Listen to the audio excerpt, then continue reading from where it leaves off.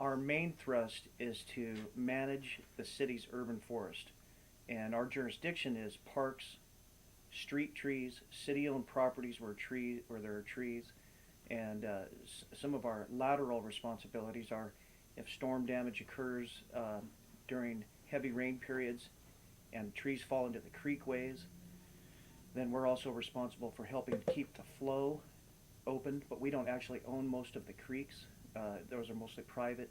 Wherever we own the property and there's creeks, we maintain those trees.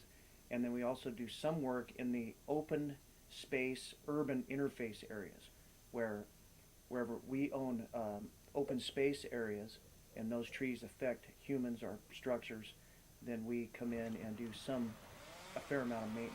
But those are on a irregular basis. Our street trees and our city parks and in our downtown corridor, they have more frequent care. Those are on a predetermined schedule. The city's broken into 9 different areas. So right now we're currently in Area 4, but we've just broke away from that because we've got some more hazardous situations in the next area, which is Area 5. And the crew's out on South Higuera removing some dead and hazardous trees. So we do deviate from our predetermined schedule, but we try real hard to stay on that schedule. We get backed up pretty easy, and what we try to keep the service request to a minimum. Mm-hmm. People send us service requests all the time, and if it's somebody that just wants cosmetic work done to their tree, we defer them to our predetermined schedule. Otherwise, we're jumping around, skipping around. We do get a fair amount of service requests. 1 to 2 days a week we spend on service requests, okay, clearing street lights, stop signs, and various other items like that. That's a once a year thing where we involve children from our local schools through an arts and prose contest. And they come out to Arbor Day, help plant trees, and we have a little ceremony in the beginning where they receive awards. The top 3 in each class, it's artwork and poems, and the top 3 in each class get a certificate and a T-shirt, an Arbor Day T-shirt. Okay. And the mayor and the city council and tree committee members are there to pass out those awards, and we announce the school, and they come through, and the audience claps, and so it gives the kids some. It's pretty cool for the kids. A pretty cool thing for the kids, and then they go plant trees, and they wear their Arbor Day shirts, and it's a lot of fun. A lot of people from the community come out. It's a real community-based thing that we've been able to gain momentum through the years.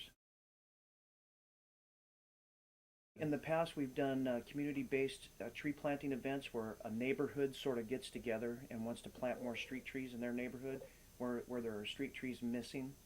And so we try to accommodate some of those. We do work with various groups that come out and help us do labor out at our commemorative grove. There's a group of Mormons that come out annually, volunteers, and they clean up around our commemorative grove. And if you're not familiar with our commemorative grove, it's where you pay money to have a tree planted out at Laguna Lake, and there's a plaque and a monument, and then we plant a tree, and so the weeds grow up and stuff. So these guys come out and help us volunteer and come out and help us to keep that stuff weeded and cleaned up. And we work like the postman, whether it's rain, sleet, or snow. And in fact, during heavy weather, we have a lot of emergency responses. And so those would be considered more of a service request and not a block-by-block pruning. The most efficient way to prune a city is to start on one street, go all the way down it, go to the next, go all the way down it. But we get pulled off of that quite a bit with emergency work, service requests, special requests from other city officials. And so with a small 2-man crew, two trimmers, and then we have part-timers and sometimes community service workers, any kind of free labor we always try to utilize. Mm-hmm. Sometimes it doesn't work out so well to our favor, but overall, the community helping us, whether it's students from Cal Poly or kids, just depends on what it is.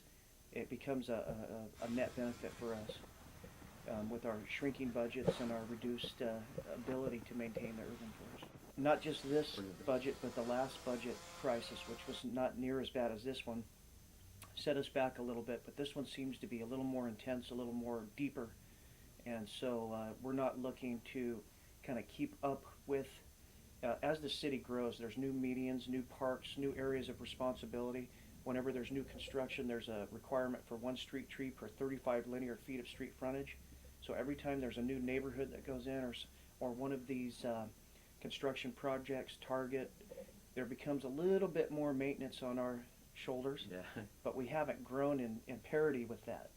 In other words, 35 years ago there was a two-man trimming crew, and now we still have a two-man trimming crew. We do have a little part-time help, and we do utilize these other things, community-based, but the essential core crew hasn't grown. But we've got new center medians, new parks have come online, new street trees have become our responsibility, and so we're trying to manage the best we can.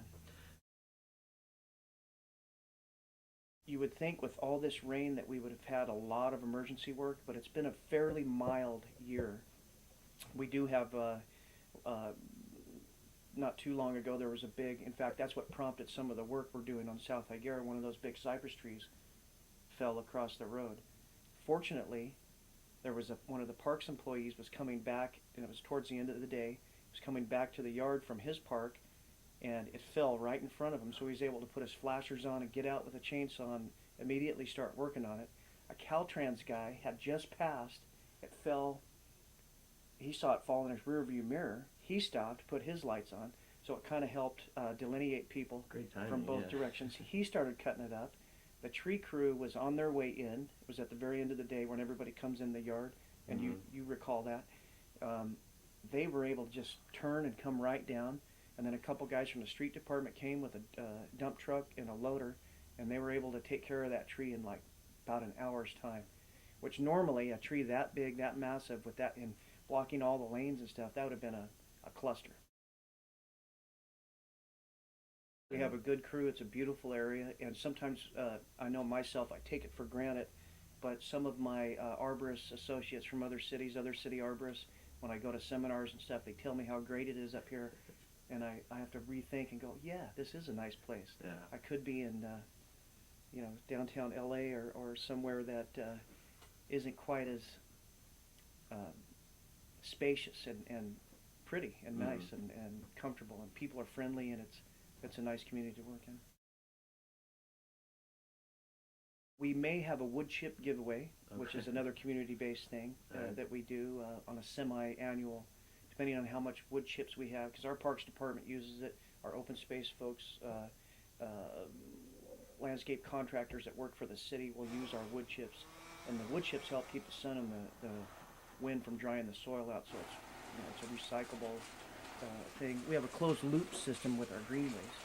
All of our usable logs we give away to the guys who mill it out.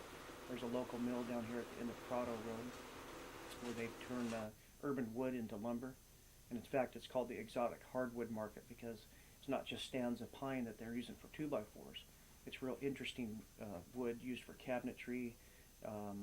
Wood turners use it for their bowls and different specialty items.